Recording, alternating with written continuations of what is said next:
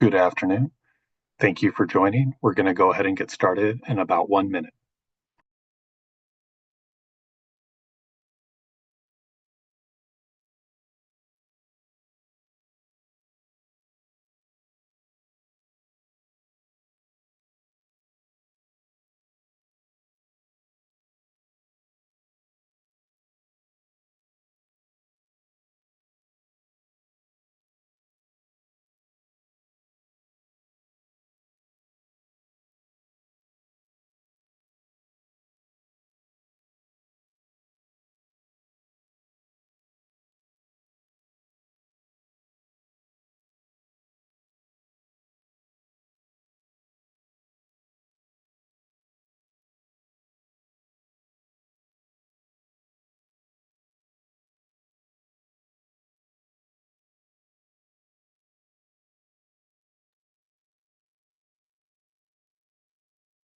Good afternoon and welcome to the July 2025 question and answer virtual lunch hour. I'm your host, Jason Colleen.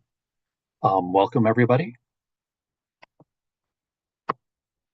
We can go ahead and jump right into questions today.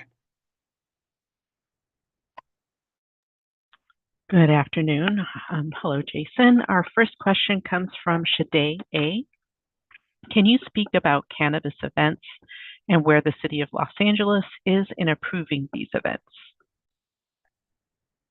So the city council has not authorized DCR or any other city agency to permit cannabis special events yet. There is a motion that's pending with the city council. I believe it's council file number 24-1584. And if council were to adopt that motion, DCR is prepared to transmit its report on best practices in other jurisdictions and our initial proposed regulations for creating a pathway for cannabis operators to hold special events in the city of LA.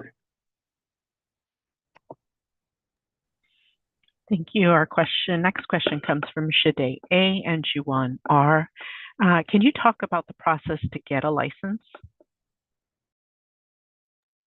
Applying for a license is a multi-step process. You have to have created, of course, your business entity that's going to be applying for the license.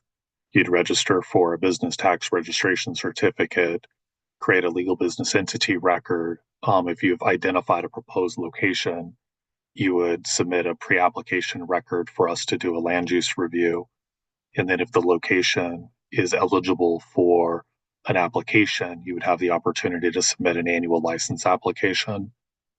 In parallel with the local process, the state's Department of Cannabis Control is also an application agency that you would have to apply with. So it's definitely a multi-step process. On our website, there's a lot of resources that talk about the different local processes, as well as links to the state of California's Department of Cannabis Control website, so that you can research their processes.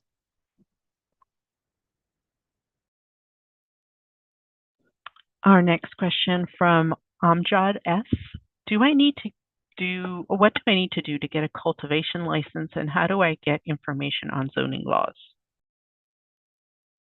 Similar to the previous question, there's a lot of information about the application process on our website. If you were to navigate to the department's website under the laws section, we also have links to the ordinances. Los Angeles Municipal Code Section 105 is our cannabis location or land use ordinance. So information about where DCR can authorize or issue licenses and what zones are applicable can be found in that section. Question from Maurice C.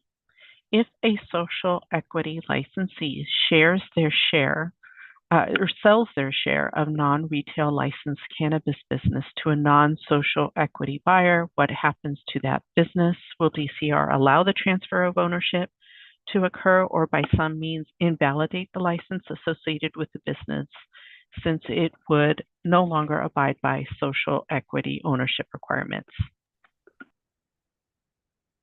A license granted under or is required to comply with Municipal Code Section 10420, which has the equity share requirements, we would not allow for the license to be transferred to an entity um, that does not comply with those requirements.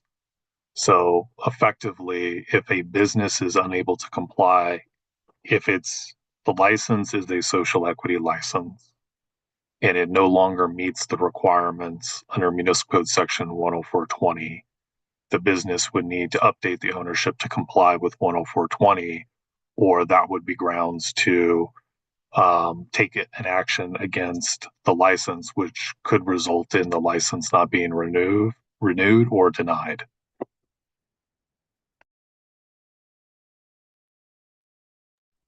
This next one is related and a follow-up again from Maurice C. Must an existing social equity retail continue to maintain its equity share? And is the equity owner in this instance prohibited from selling their share of the business to a non-social equity buyer?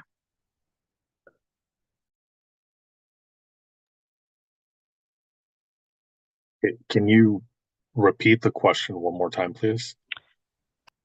Sure. Must an existing social equity retailer continue to maintain its equity share as first approved? For example, a retail business owned by a Tier 1 equity owner cannot have its equity share reduced by below 51%. And then the second part is the equity owner in this instance prohibited from selling their share of the business to a non-social equity buyer.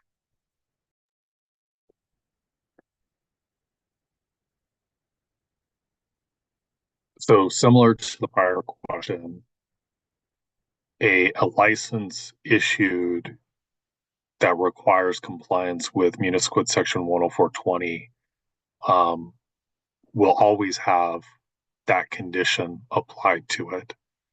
There have been changes to the municipal code over time with the hope of making it easier for social equity individual applicants to comply with the equity share requirements. In 2019, when Tier 1 and Tier 2 were part of the municipal code, a single individual was required to meet those equity share requirements.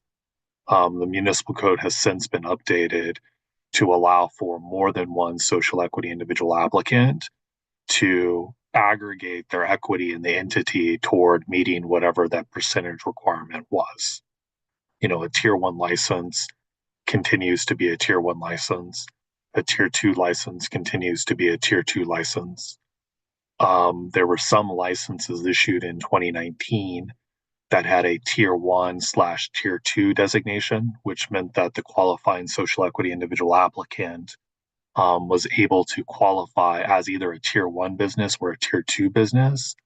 For those, it's up to the individual social equity individual applicant owner to designate kind of what tier they were applying under.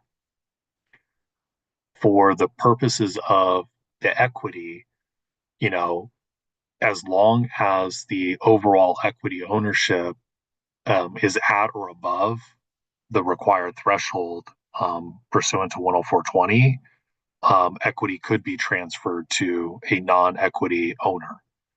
So, for instance, we've had sole proprietors that own 100% of the applicant sell a portion of their share, hypothetically 30%, to a non-social equity owner. Because the original social equity individual applicant still maintains 70% equity interest in the business, it still is above 51%, so it complies. If that owner only owed 51% and they tried to sell 10% to a non-social equity owner, that means that it would fall below the required 51%, and we would not be able to process that modification.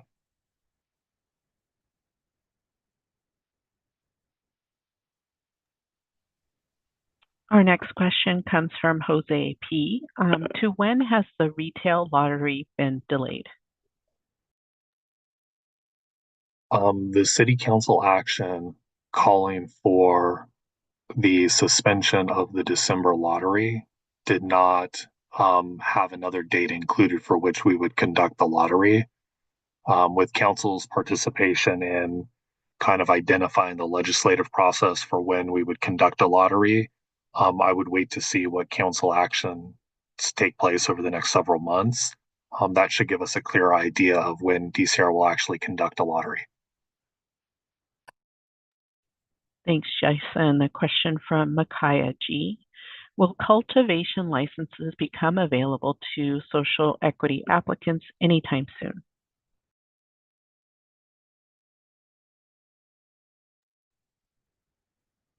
We're working towards making that application available to folks. Our goal was to make it available in December around the time we conducted the lottery. At this point, I would expect something to happen sometime in early 2026, unless a legislative action is taken ordering us not to make that activity available. Question from Maurice C. Please confirm that after December 31st, 2025, Type 9 non-storefront retail licenses will not be limited to SEIAs or social equity individual applicants. As the law currently reads, the application filing exclusivity period will expire after December 31st, 2025. So unless the law is amended, non-equity applicants would be eligible to apply for the Type 9 license type starting in 2026. Follow-up question from Maurice. If the social equity lottery does not happen this year, will DCR reopen the verification window? I don't know. It really will come down to when we are able to conduct a lottery, if we're granted that authority, are there any processing requirements that the mayor or city council place on that process? Ideally, we would just get to the point where the business would be able to, or an individual would be able to request verification during certain points of the calendar year under whatever criteria are in place at that time. I do anticipate that the verification window will reopen. Whether it reopens as part of a requirement to conduct a lottery, or it just reopens so that folks have the opportunity to apply for a non-storefront delivery or cultivation when that becomes available, I can't say at this point, but it will reopen. Question from Blake L. When DCR does updates to the rules and regulations, how are applicants notified about the changes in order to ensure compliance? DCR sends out monthly newsletters. So in those newsletters, we do identify, various changes to the municipal code, to the rules and regulations, and other things that are happening. If you do want to be notified of those changes, please make sure that you sign up for our newsletter. Question from Ariella J. In this scenario, a phase 1 is abandoned, the pre-app refiled and approved, then the LAL is not submitted within 1 year. Does the new pre-app record automatically become abandoned? And is the original record still eligible to file within the original 3-year period? And if you need me to repeat, please let me know. If I miss anything, let me know. Okay. So in this scenario, a record is abandoned and it's conceivably eligible for refiling. So the business submits a new pre-app record. If the pre-application record is deemed eligible for further processing, the business has 1 year to submit their annual license application based on that land use analysis. If an annual license application is not submitted within 1 year of the pre-app being deemed eligible for further processing, the pre-app is closed by operation of law. So the pre-app record is just closed. Separately, if that original abandoned record had not been refiled, i.e., the annual license application was never submitted, the business would have the opportunity, as long as there's still time remaining on that initial 3 years to refile, to have the department reset the original application record to allow for a new pre-app to be created after it, on it within that 3 year window. So I would say it's two separate processes. You have the application that was abandoned, you know, it may be refiled within 3 years. If an annual application from a pre-app is not filed, then you can disregard that. It hadn't used the refiling opportunity. And that's a recent change that went into effect late December of 2025, that for the purposes of refiling, DCR no longer considers a pre-application record filing under the refiling, which allows for folks to look for different compliant locations and then make a business decision about which one to move forward. I think you covered it. Thank you, Jason. Next question. Jesse D asks, I was convicted of 4 ounces of marijuana right before the marijuana law changed and sent to prison once the law changed. They let me out right out the back door. Do I have any social equity benefits? I would like to open a dispensary one day. So under Municipal Code Section 10420, it outlines the eligibility requirements to be deemed a social equity individual applicant. A conviction or an arrest that's related to cannabis by itself does not qualify somebody to be a social equity individual applicant. You'd also have to be considered low income. When the eligibility verification window reopens, you'd be able to submit a verification request in your supporting documentation. And if we determine you meet the criteria to be a social equity individual applicant, then and only then would social equity programming be made available to you.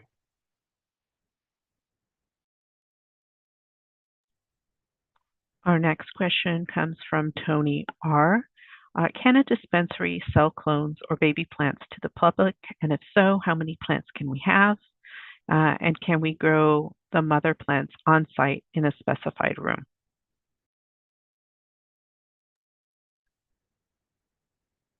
So for the first part,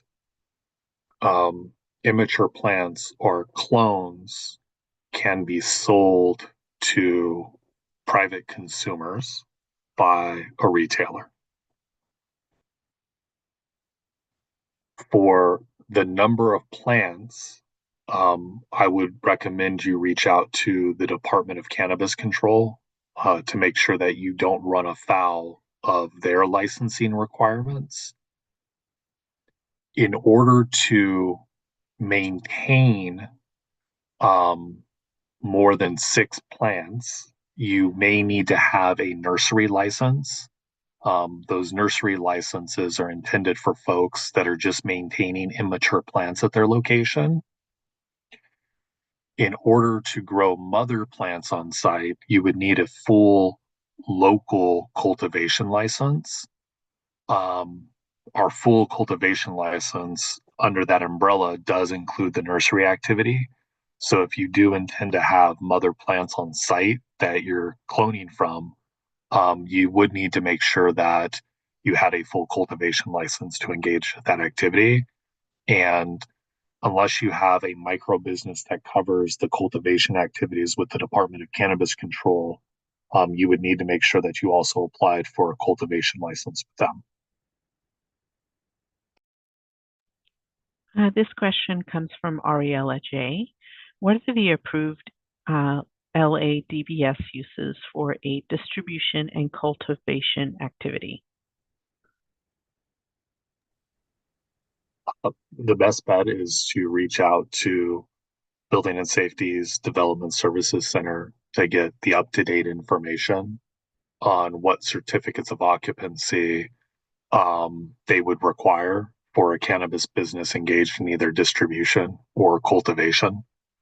For distribution, a warehouse certificate of occupancy is the most common one I've seen. There are other types of occupancies that the distribution license can be supported under. And then for cultivation, I've seen that done either under warehouse or hydroponic enterprise, depending on the underlying zoning. But because DCR is not directly involved with reviewing building permits or issuing certificates of occupancy, the Department of Building and Safety is the best resource to get an answer to your exact question. Question from R. Wilson. What is the processing timeline for delivery licenses? I mean, soup to nuts, it can be done in 3 to 6 months. From a individual process standpoint, your legal business entity record will have to be reviewed and made active. That can take 30 to 90 days. Once you've created your legal business entity record, you can submit your pre-application review record. That's where we do our land use review. That process generally takes 30 to 90 days. And then because this is not an activity type that has to go before the Cannabis Regulation Commission, the annual license application can be processed in 90 days. So, if you have a couple of those processes running in parallel with one another, it can be done in as little as 3 months. But generally, it takes about 6 months, soup to nuts, because people normally wait for the individual processes to conclude before they start on the next process. Question from Travion C. How can a nonprofit or LLC apply for a cannabis business license? The entity type itself really doesn't matter. You would just register for the business tax registration certificate for the entity that you want to apply. And then once you've gotten your BTRC, you can create a legal business entity record, and then you can start the application process. And like I've said in earlier questions, there are more detailed information available on our website for the different processes that a business would have to go through in order to apply.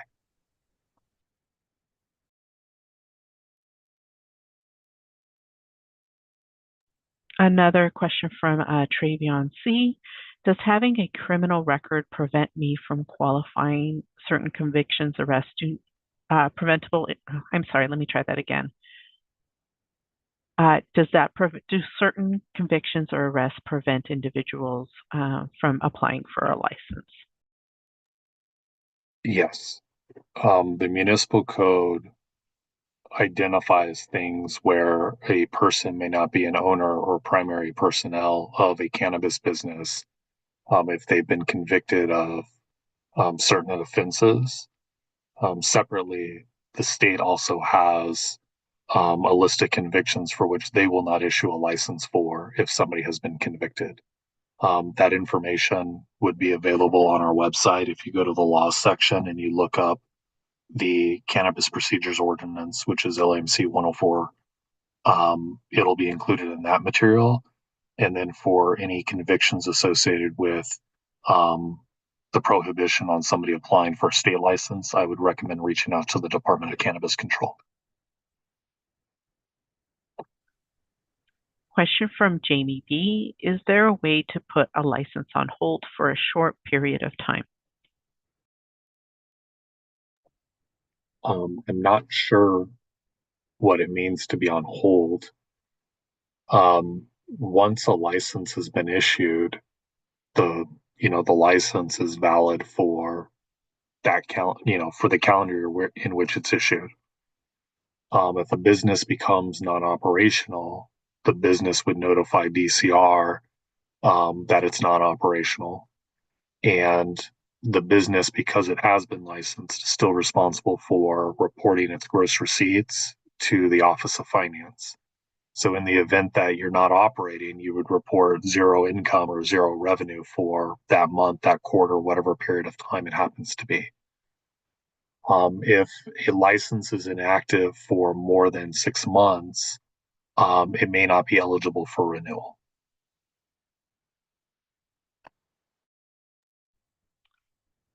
Next question comes from Mary J. We are preparing to submit an annual application to add an additional license for manufacturing at our existing location, which is already and currently licensed for specialty indoor cultivation. The pre-app is for manufacturing. For the annual application, we see that a project-specific information form is required. Our question is, seeing as our location has been issued a notice of exemption by the City of LA, may we submit the project-specific information form that we had initially submitted for our specialty indoor cultivation, or must we have a new environmental report conducted to have a new project-specific information form completed for manufacturing? And if you need me to repeat any part of that, please let me know. I think the gist is they already have an annual license for an activity. The city's already filed a notice of exemption. The paperwork that they submitted for the original activity will just need to, by and large, most of it can be resubmitted. I would recommend going into that 4013 form and reviewing the questions and just detailing how the issuance of a manufacturing license could change or modify any of the responses that you've provided, and then you would go ahead and submit that to us. In lieu of the full environmental review fee, you would just be charged for the addendum, so that we would, whether or not there are any environmental impacts associated with issuing you a license for the new activity. And if we determine that it still qualifies for a notice of exemption, we would still have to file an updated notice of exemption with the county clerk and the state to cover the additional activity, which I think is manufacturing in this hypothetical. But your NOE that gets filed at the local and state level does have to include all of the activities for which you're licensed for. So we will have to do some environmental work, assuming that there's not an impact and we can validate that through the addendum and the additional information you support. um, we should be in a position to use most of the original analysis for the new activity. The next one is a follow-up from Mary. If we do have to do a new report, what takes time? That takes time. Can we submit the previous form and letter from the environmental engineering company that states the new report is in process? As that will take a few weeks, and we have a deadline of July 31st to submit our annual application for this new activity.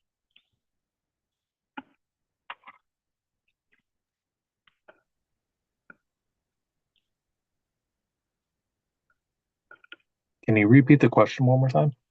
Sure. The person is asking if they have to do a new report in the scenario previously mentioned. Can they submit the previous form and a letter from the environmental engineering company that states the new report is in process, as it will take a few weeks, because we have a deadline of July 31st to submit our annual application for this new activity?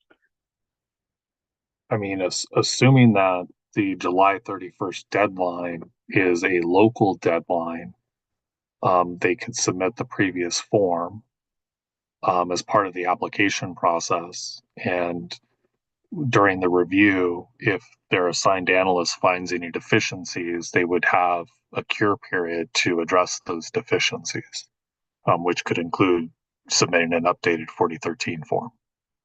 If the deadline is with some other agency, I can't speak to their process. And next question from Steve B. Does DCR have an update on the proposed zoning expansion discussed in previous webinars? I understand the city attorney was supposed to submit a report.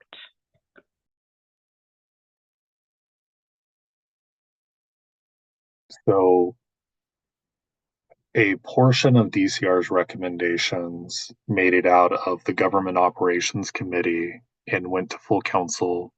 Full council requested the city attorney's office to submit a small ordinance revision that would extend the limited grandfathering period for existing medical marijuana dispensaries. The remainder of the proposed land use changes that DCR had recommended are still pending in Go Committee. At this time, I do not know when the next public hearing will be, but I was informed by legislative folks that it would most likely be taken up in August or September. Because it's already been assigned a council file number, one of the quickest ways for folks to kind of stay up to date if there are any public hearings scheduled is to go to the city's council file index system, open up the council file, and then just register to get notifications when there have been any changes made to that council file. So if it gets scheduled again for committee or a public hearing date is scheduled, the city clerk system would just automatically send you an email to notify you of that. A question from Nazareth M. How long does it take to get an application to start the cultivation business, and what does it cost from A to Z?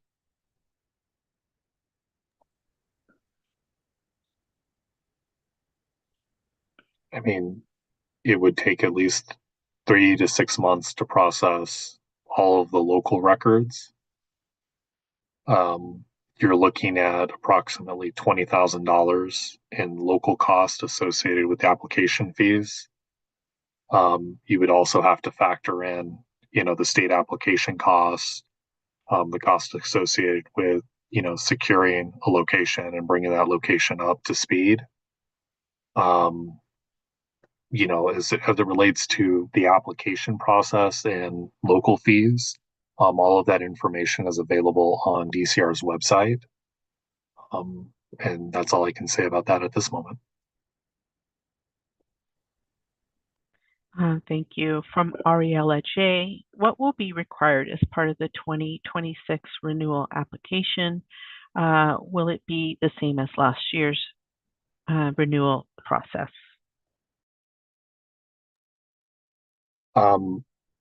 We're going to be doing 2 webinars in August.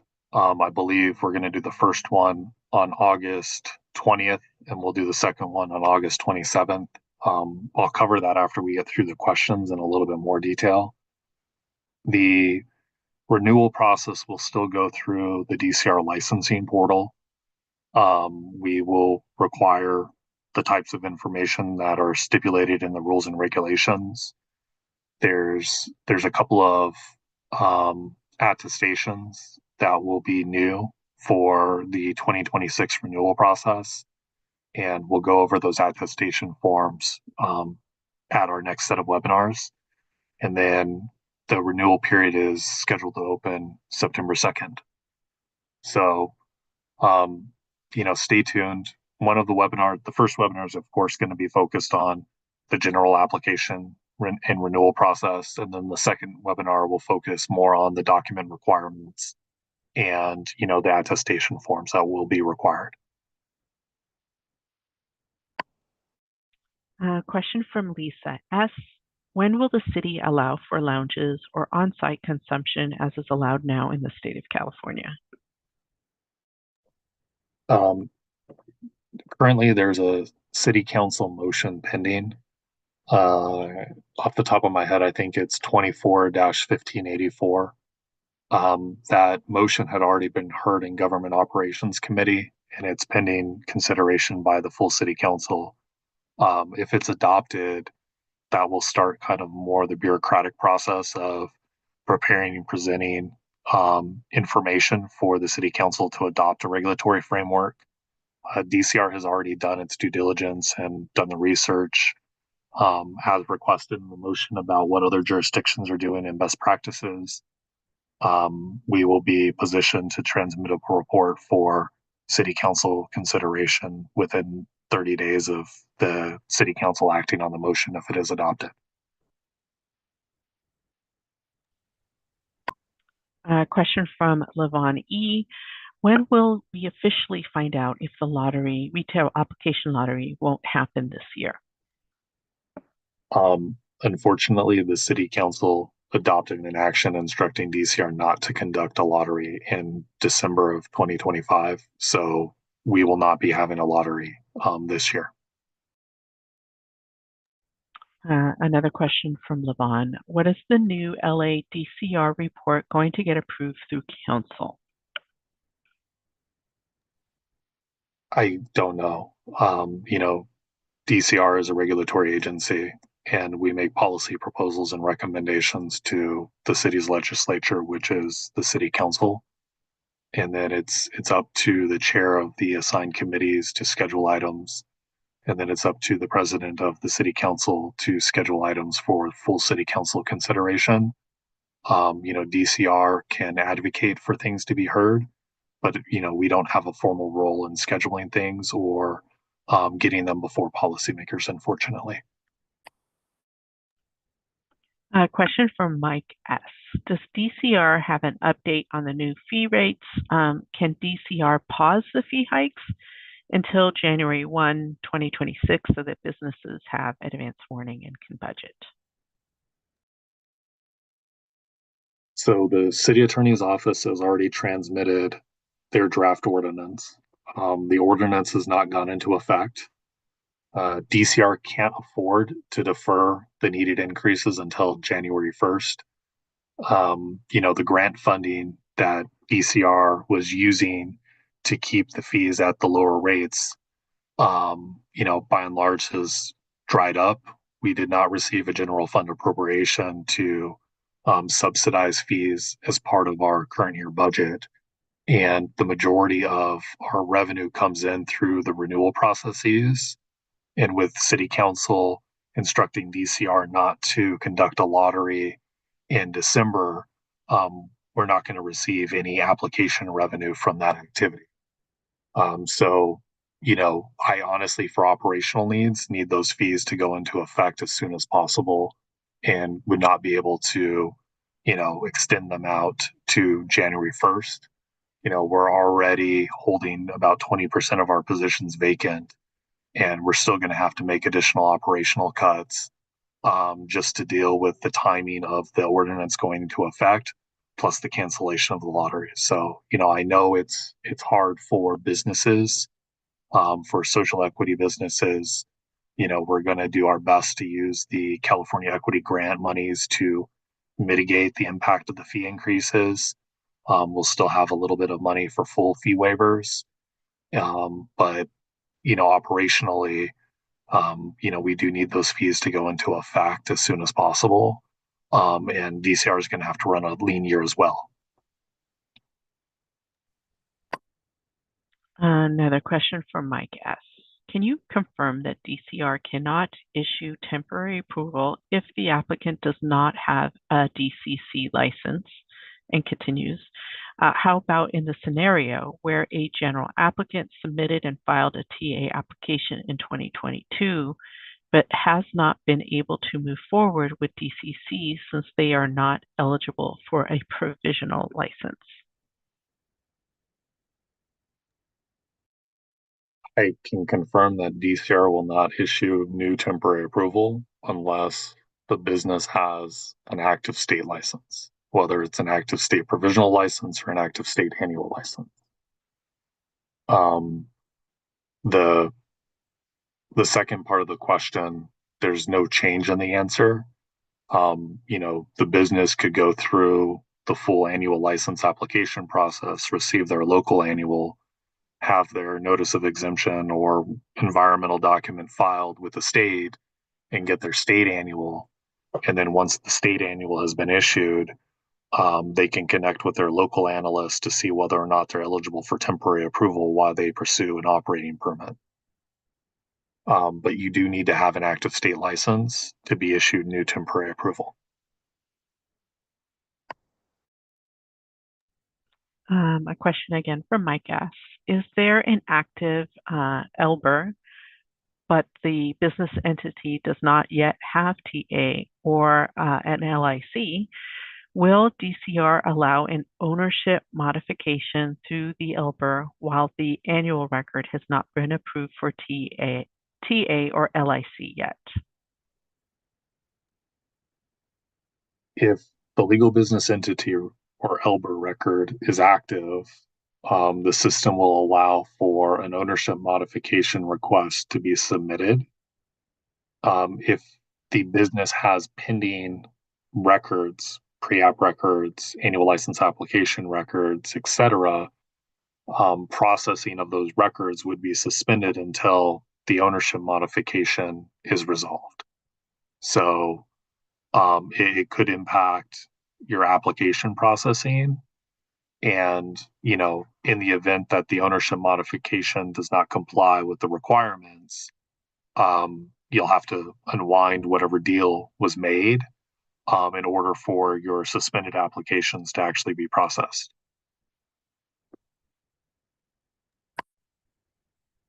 A question from Mike S. If a Phase 2 licensee is currently a Tier 1 or Tier 2 applicant, are they able to update the ownership structure to become a Tier 3 applicant?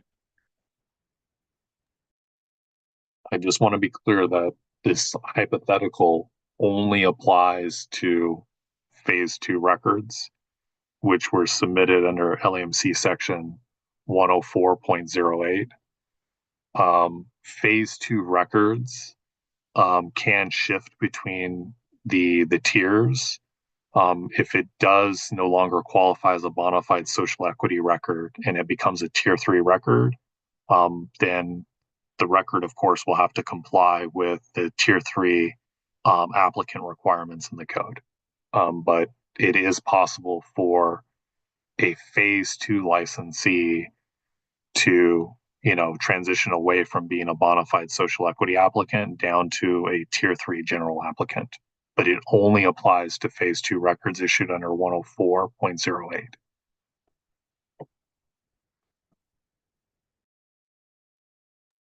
Our next question comes from Luis R. At what point can a new applicants begin to operate? What does one need to obtain an operating permit? So for new applications, new applicants, and this goes back to one of the questions I just answered a few minutes ago, you do have to secure a state license before you would be eligible for licensure by the city, whether it's or not. When I say licensure, I mean the ability to operate. So either temporary approval or an operating permit. You'll have to have already secured your state license.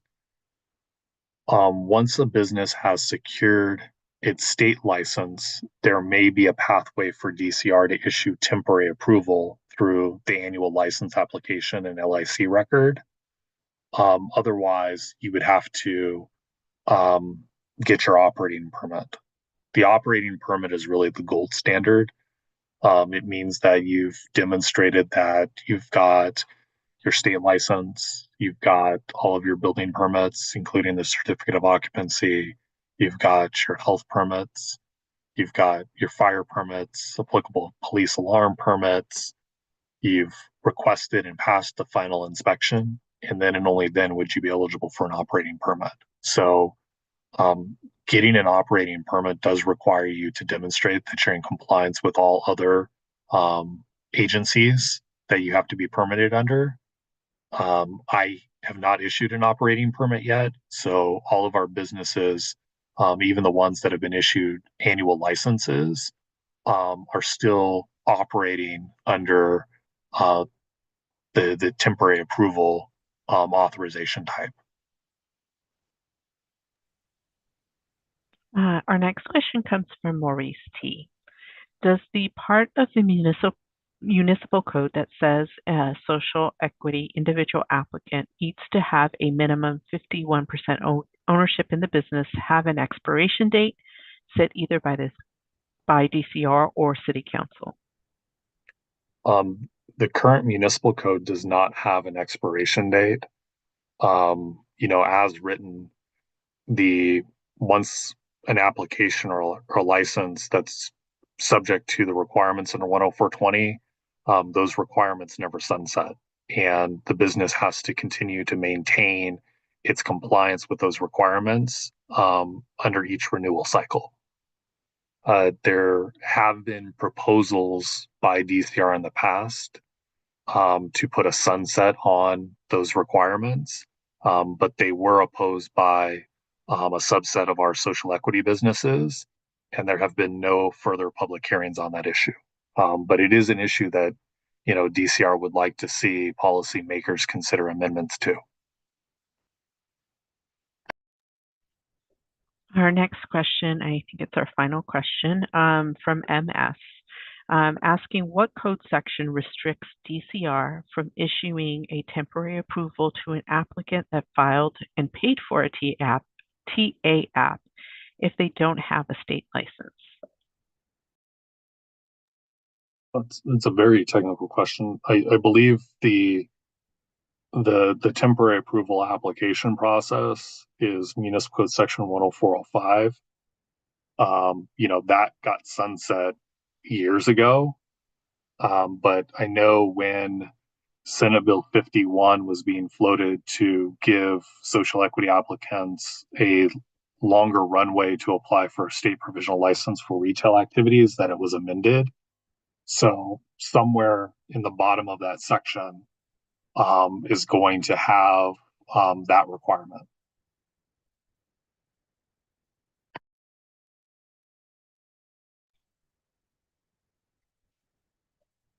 Give me 1 second, please, Jason. Of course.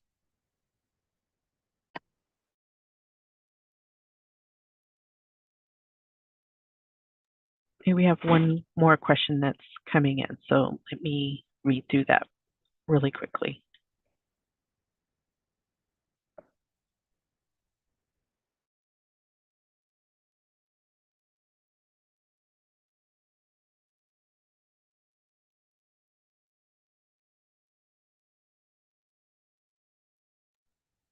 Okay, this question comes from Jen M. If we have received approval for our retail license from the Cannabis Regulation Commission and completed all the steps for the annual but have not received the actual license, and the DCR portal still reads temporary approval, do we need to submit a modification? I wonder if we can submit the mod, or should we wait for the actual annual, as we do not want to stop or slow the process?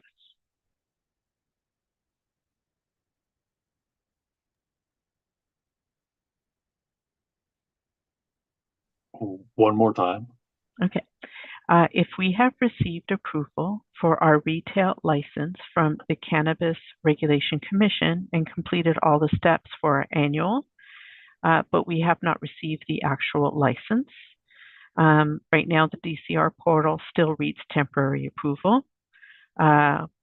We need to submit a modification and wonder if we can submit the modification, or should we wait for the actual annual, as we do not want to stop or slow the process. Okay, I'm gonna try to unpack it to the best of my ability. Okay. So we have a business, and for this, it doesn't matter whether it's a social equity business or a general applicant. The Type 10 application has gone through the Cannabis Regulation Commission. It assuming that the Cannabis Regulation Commission adopted DCR's recommendation to issue a license, the business should have received a determination letter from commission staff saying that the Cannabis Regulation Commission on such and such date adopted the finding to issue the annual license. So as long as they've received that determination letter, for all intents and purposes, they have an annual license. The status temporary approval is a record status. So annual licenses are non-operational unless the business has active temporary approval or an operating permit. So when you see temporary approval as like your record status, that just tells city staff and the business that they may operate under the city license. We have other statuses for non-operational, additional info needed, something else that would indicate to staff that the business is not able to operate even though they have an annual license. For modifications, it's really going to depend on what modification type they're submitting. For instance, ownership changes get submitted against the legal business entity record. If you're trying to add an activity, you'll submit a new application for that activity. And then if we issue a new license, then of course we can merge the records once all licenses have been issued. If you're looking to relocate, that's something you could do once a license has been issued. With the question not identifying what modification type they were pursuing, I can't really speculate on where that modification would get filed. But in order to get an annual license, they have to have an active legal business entity record. So any mods that need to be made can be made against that record. And then for the actual license record, the location, business premises diagram, that stuff that's site specific. Once the annual license has been issued, of course, mods can get submitted through that. If folks are having trouble or they have questions, I would recommend reaching out to your licensing analyst. And just to follow up, and I don't know if it changes your answer at all, they did receive the letter, and it's an owner modification. Yeah. So owner modifications get submitted against the legal business entity record. As long as the legal business entity record is active, they can initiate the ownership modification process against that. And because they've already received their annual license, there won't be any delays or inherent suspensions on the usage of that license during the pendency of the processing of the ownership modification request. And that looks to be the last question in the queue. Thank you so much, Jason. Oh, my pleasure. Hit on it a little bit earlier. Somebody got a question before I was able to present the slide, but DCR will be hosting 2 webinars to review the 2026 license renewal process. Our first webinar will be on August 20th at noon. That webinar, I'll go over the general process for the 2026 license renewal process. As I mentioned, it'll go through the DCR licensing portal like it's been done in previous years. And then we'll be doing another Q&A session on August 27th, 2025 at noon, where I'll go over the new documents and then field any questions that either came out of the general session or that are associated with the new documents at that time. So stay tuned for additional information. I know our comms and systems teams will be getting emails sent out and then updates done to the website to reflect this information. And with that, I want to just thank everybody for participating and coming today. And I hope everybody has a great remainder of the day. Until next time, goodbye.